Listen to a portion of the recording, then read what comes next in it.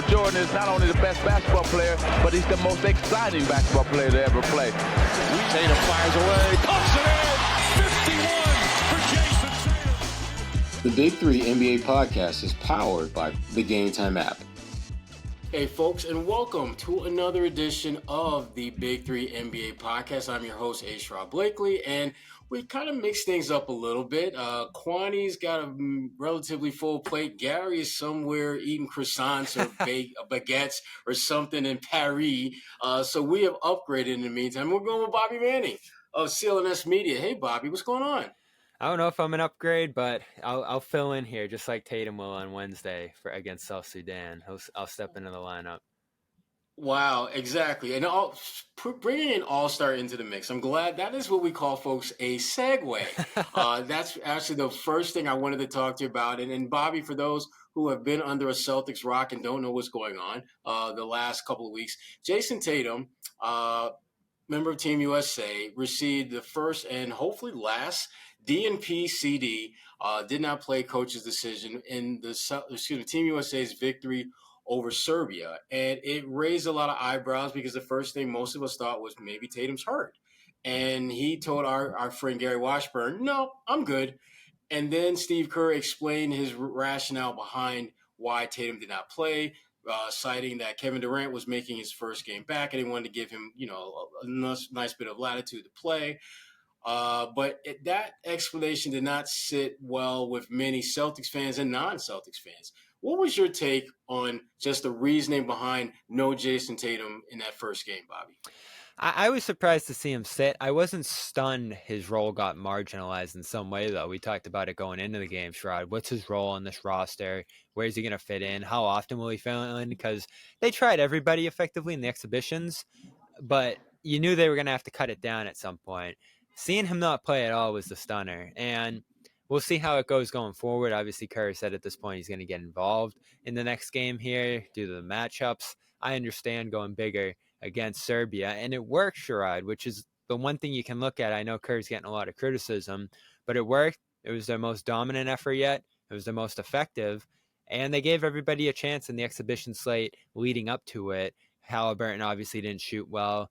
Tatum didn't shoot many jump shots at all, and he didn't make one until his final exhibition, mid-ranger in that game, and 0 for 6 from 3. So I looked at his role going into this and was like, all right, this is kind of weird. And then, of course, Kevin Durant comes back, and that one's a slam dunk. And you look at what he did in that game. He was outstanding. So this is going to be on Tatum. I do think it was a little bit of an embarrassment to have him sitting on the bench the whole game, and obviously his stature is something above that. But you look at it and say, all right, where's he fit in? And I do actually have to throw at you, Sherrod. Devin Booker looked pretty good.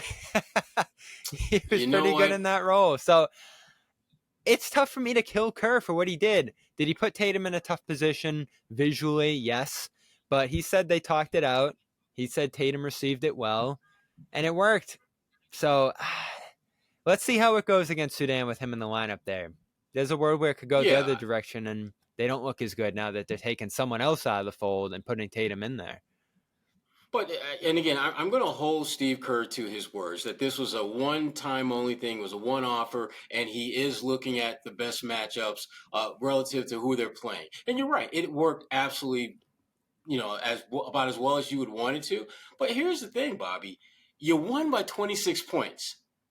This game was not close. And there's a point in the second half where you clearly have control of this thing.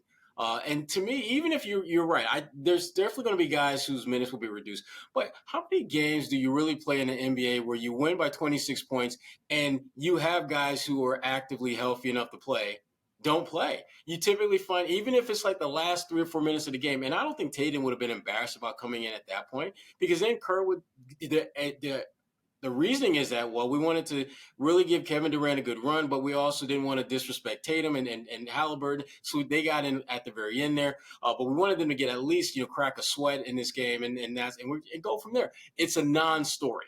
Tatum plays like 3 or 4 minutes. It's like, wow, we didn't know he'd play that few minutes, but it becomes a non-story. Yeah, there's certainly politics at play here, and I won't go that direction. The one I'm looking at is Embiid, because he continues to be ineffective. He continues to start for them. And I don't think it's as simple as saying, all right, Embiid goes out, Tatum goes in, or you play Tatum at center and go small, something like that.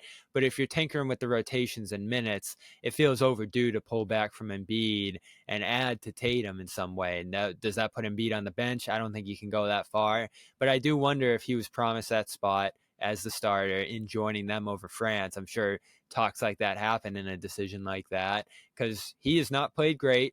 And he is a mainstay at that spot, even though Anthony Davis, in my mind, by and large, has been the best player on the roster so far. And now you're going to have to tinker with that double big combination probably to get in there. I know Brian Windhorst was talking about Bam being the guy who would probably take a little bit of a backseat if Tatum's back in the rotation here.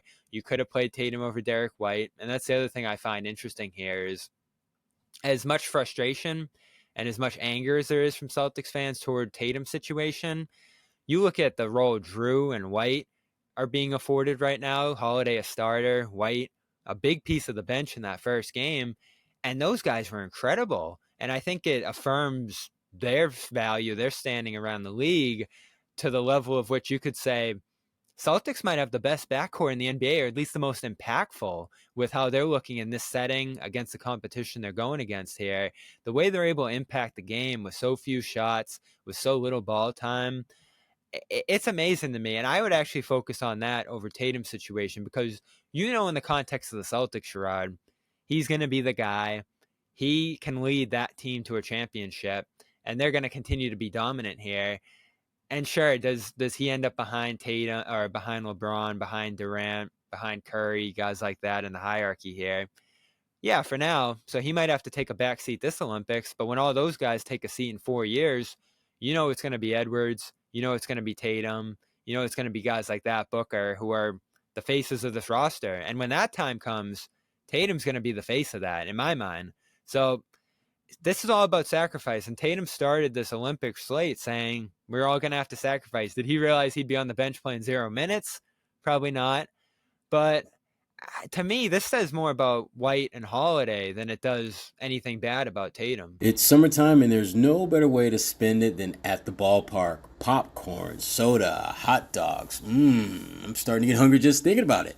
Those games create lasting memories, and getting to those games is a lot easier with Game Time, which is an authorized ticket marketplace of Major League Baseball, which makes getting tickets faster and easier. Prices on the Game Time app actually go down the closer it gets to the first pitch, with killer last-minute deals, all-in prices, views from your seat, and their lowest price guarantee. Game Time takes the guesswork out of buying MLB tickets. Now, being a Yankees fan that I am living here in Boston, I know it gets complicated and very uncomfortable from time to time, but keeping an eye on the AL East is a really big deal for me, as you can imagine. I know I can go to the Game Time app and jump on the best deals quickly. The color coding options at the ballpark make it super easy to see what are the best deals for the best seats from all the seats in that particular venue. And you can customize your search options based on your favorite team or your favorite team to watch.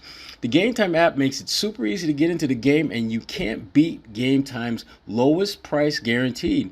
And when you're ready to lock up your tickets, Game Time has all-in pricing, so there's no surprise fees at checkout. Hate when that happens. Take the guesswork out of buying Major League Baseball tickets with Game Time.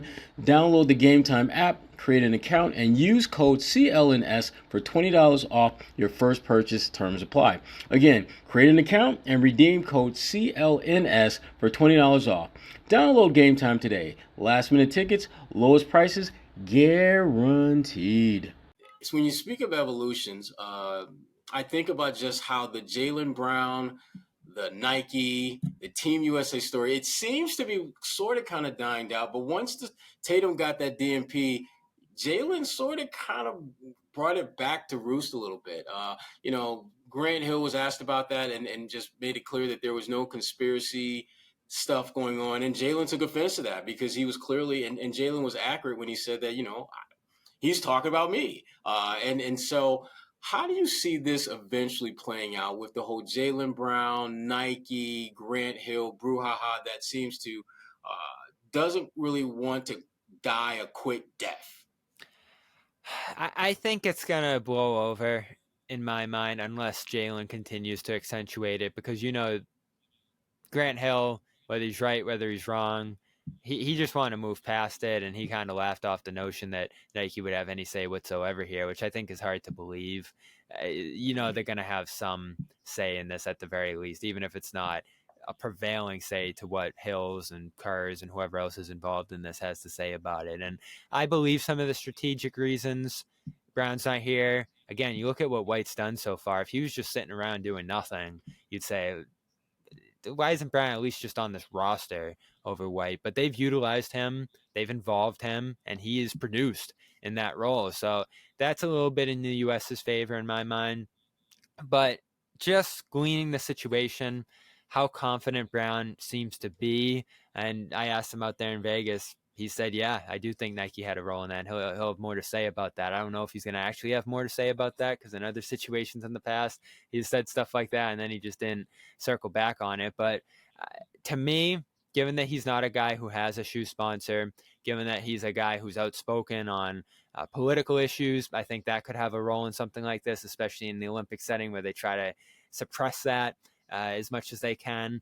I think those both could have had a factor here, because from a basketball standpoint, at least from a star standpoint, you're talking about the finals MVP, Sherrod, and a player who, if you're just trying to replace Kawhi's star stature on this roster, positional overlap, I mean, Brown's an almost exactly comparable player to Kawhi. I just think there has to be something there beyond his fit on this roster wasn't the best. Because yes, White's exceptional, and I don't want to make this a White-Brown thing, because I think White can help this team in a number of ways, and I don't think he doesn't deserve to be here. But Brown can handle the ball. Brown can hit shots. Brown can defend on the perimeter with size. These are all the things he can do and that team could use. And it's just strange to me that 3 of the Celtics are here and the finals MVP wanted to be, but isn't. So am I going to assign blame to either side here for that? It's tough knowing what I know, which is very little. But in my mind, something outside of basketball had to have at least an ancillary impact on this decision right here, because it just doesn't make sense that he's not here, given what he accomplished over the last year. Right. And just really going back to just the role that apparel makers, shoemakers have in teams being formed. It's not unusual for some guys to not be on teams because they're not affiliated with a particular shoe company, or that particular shoe company that's sponsoring the event doesn't feel a certain way about them, to where they are going to embrace them and be part of what's going on. So that is not unusual. But I was ready to just kind of brush it aside when it seemed like it was very much a Jaylen Brown Nike thing. But when something like Tatum being benched comes right after Tatum supports Brown, and Tatum has never been benched in anything, it does have this kind of icky feeling that there's something going on in this whole Jaylen Brown Celtics discourse that has nothing to do with ability and everything to do with an agenda that we are not privy to. And it's not a good feeling for the NBA, and it's not a good look when, if we're being honest and we're being candid about this, you may be good enough to win a gold medal for Team USA, but did you bring the best fit players for this roster? And you're right. I mean, when you look at the things that Kawhi Leonard brings to the table, and you look at the things that Jaylen Brown brings to the table, there is a much more accurate one player for one player match than Derek White for Kawhi Leonard. If this were like, if we were doing like an Ancestry.com type of compare and contrast, Jaylen Brown would be a closer relative to Kawhi Leonard than Derek White, simply because of the way he plays, the way he's built, his approach to the game. It's much more Kawhi Leonard-like than Derek White. And to your point, Bobby, I don't want people to think that this is a crap on Derek White episode, because it's not. We love Derek White. He's been great for them so far. Yes, he has done exactly like we talked about earlier. He has been able to maximize any and every opportunity he gets to make an impact while he's on the floor. And that is a great thing to see. And Team USA needs that. But that being said, it feels as though Jaylen Brown has done everything he's been asked to do to position himself to be a part of a team like this. And for him to not have that opportunity, it just feels wrong. I mean, it feels wrong that on the absolute biggest and brightest stages of your NBA career, not only did you play well, you played better than anyone else on the floor. And when you look at the guys that he outperformed, I mean, forget about your teammates like Tatum and Drew Holiday. You outplayed Luka, who is a guy that most people agree is like a once in a generation type of talent. When you look at how young he is, you look at how incredibly talented he is, and Jaylen Brown clearly outplayed him. Kyrie Irving, another future Hall of Famer, clearly outplayed him. And yet, at the end of the day, you're on the outside looking in for Team USA, and to add insult to top of insult, you replaced him with a teammate who is a good player and is a very good player and an impactful player. But if you had one roster spot in the NBA to fill, and you had to choose between Jaylen Brown and Derek White, most teams are going to take Jaylen Brown. And that's no knock against Derek White. It's just that Jaylen Brown brings a little bit more to the table as an all-around player. It just feels wrong that Jaylen Brown isn't on Team USA. No matter how many games they win, no matter how well Derek White plays, something is going to feel wrong about this until we get a clear sense and get more transparency as to why Jaylen wasn't on a team. To say that they just wanted to go with Derek White instead of Jaylen Brown, that does not seem to add up the way I think Team USA wants it to add up to the general public. Yeah, and they're in a difficult position too, because it's 12 guys. There's so many that you can pick, and I do give them that benefit of the doubt there. But time's going to tell here. Is this a team that's going to go down as one of the most dominant ever? They have the pieces here too. I think that they were correct to try to make this more of a team, and the guards look like they're going to allow them to be that. White's been so effective with the second unit. Holiday's been out of this world. I think you could argue he's been the third most impactful player in this roster besides LeBron and Davis in total. So his run continues to look great here. And if they roll with what they've done so far, I don't think there's going to be a lot of noise about what went down. But if they continue to have these rotation, personality type of issues here, I don't think there's one team that stands out to me that could beat them, Sherrod, but they could certainly beat themselves. And there's enough that's gone on so far. Close calls against two teams in the exhibitions, this fallout from a great win that makes you say, all right, is Kerr going to be able to manage this roster, these personalities? And I'm interested to see what it looks like against South Sudan, because at this point, when Kerr has to say, all right, I'm going to get Tatum in there next game, someone else has to come out. And how's that person going to react to that? Does the game go as well as the first game? Then all of a sudden, every single game from that point on, you have a situation to handle if you're Kerr there, and we'll see if they're capable of managing that, because if they lose, Sherrod, as you know, that's when the whole basketball world starts to look at them and go, should Jaylen have been, was this the best team you could have put together? What happened here, and who's going to be to blame for that? Yeah, absolutely. And I'm glad you brought that point up, because let's jump into just looking ahead to the South Sudan game. I mean, this is the game where they win on a last-second shot and a defensive stop at the other end. And I'm not even quite sure I'd call it a defensive stop. I thought it was a great look that South Sudan had at the very end that they just missed. I didn't think there was a great defense. I mean, certainly there was a contested shot, but it wasn't the kind of contest that you felt that, yep, that had a major impact on the shot not going in. I thought he just missed a contested shot. What are you expecting from this particular game? And who do you think will be the person or player, that their minutes are going to be reduced, or they will be out of the rotation altogether if Jayson Tatum is back in the mix?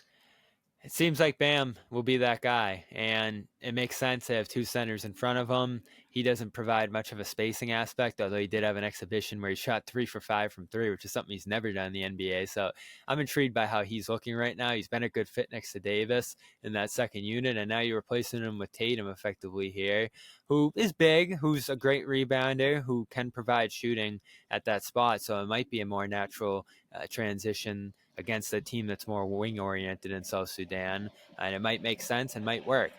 So I'm interested to see how that goes. South Sudan, to me, when I look back on that game, and it was one of my favorite basketball games I've watched in recent memory, I was just so inspired, Sherrod, not only by obviously the story of South Sudan, but they played so hard. Right. You could just see like the intensity they played with, some of the putbacks. One guy in them threw down this vicious putback slam over Davis's head. They were just willing shots in throughout. So they played over their head. I think they were 43-point underdogs in that game, and they almost won.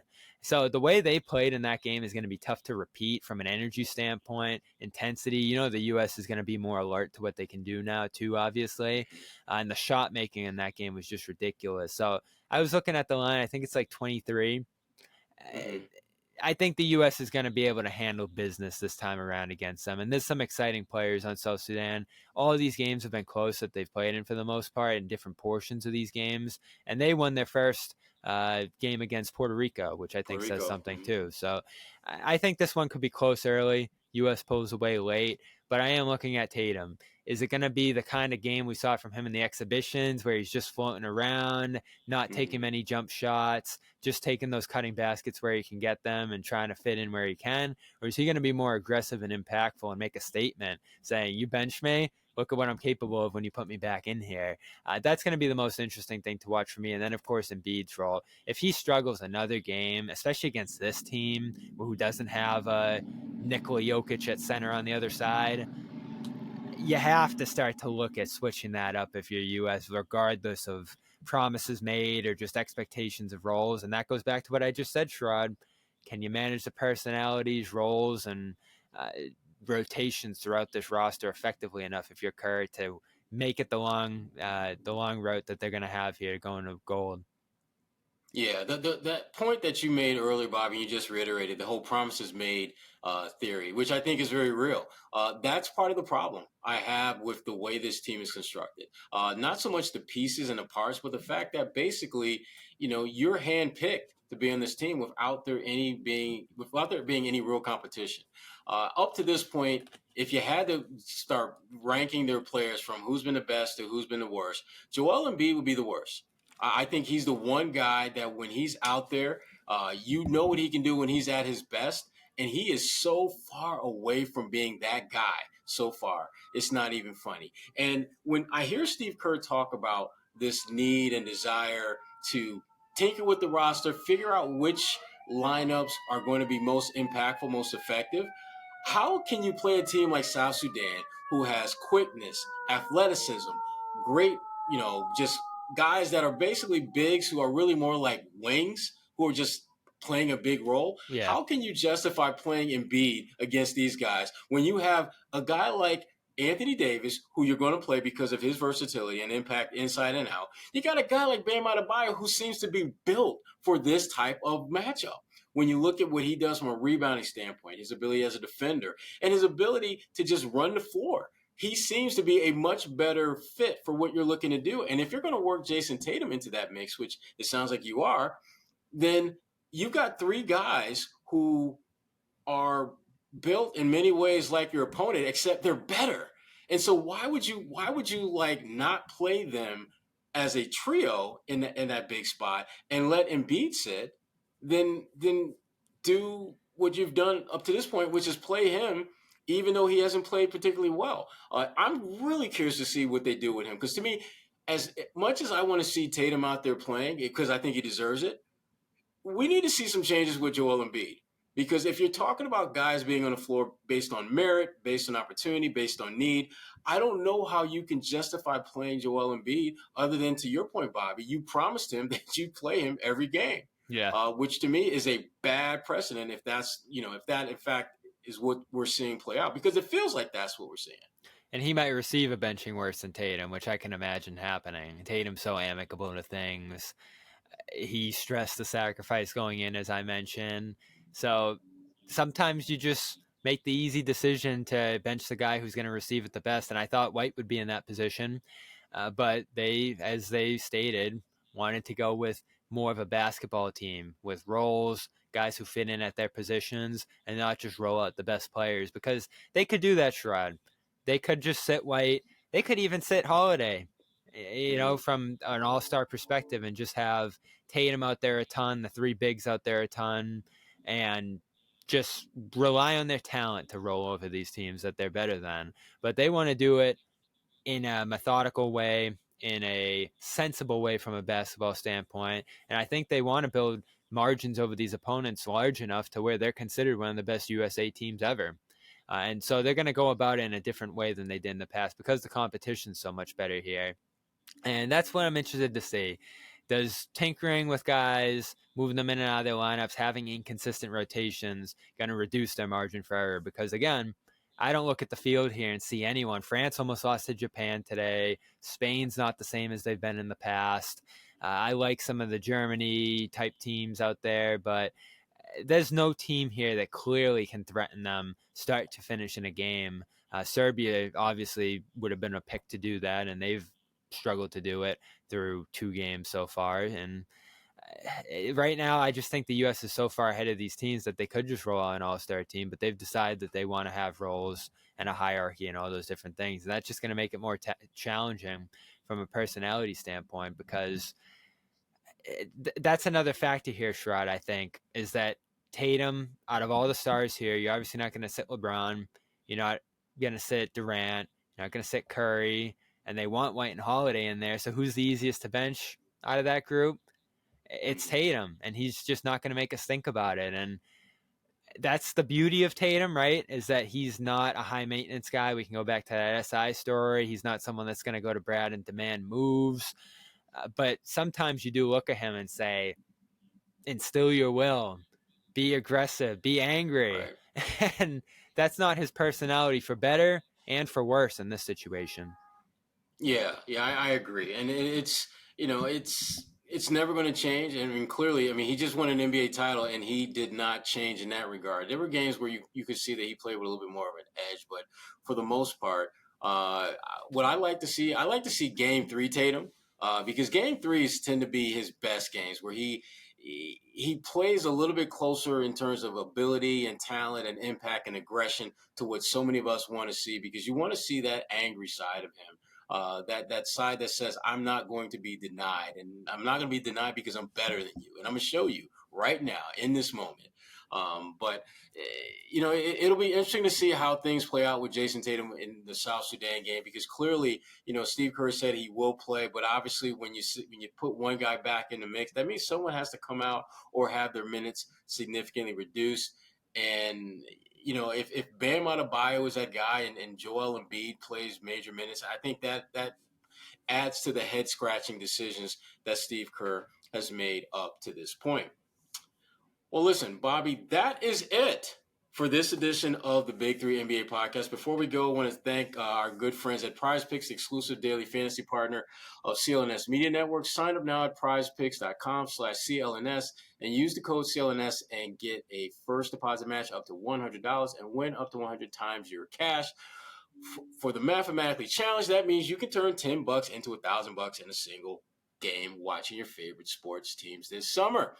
And also, let's not forget about our good friends at Game Time, which takes the guesswork out of buying last-minute tickets to your favorite sporting events. Just download the Game Time app, create an account, and use code CLNS for $20 off your first purchase. Terms apply. Download the Game Time app, create an account, and use code CLNS for $20 off your first purchase. Terms apply. And that will do it for this edition of the Big 3 NBA podcast. I want to thank good friend, co-worker, colleague, and fellow Syracuse alum, Bobby Manning, for coming in, checking in with us, talking a little Jayson Tatum, Team USA basketball. And this is the Big 3 NBA podcast. Thanks for tuning in.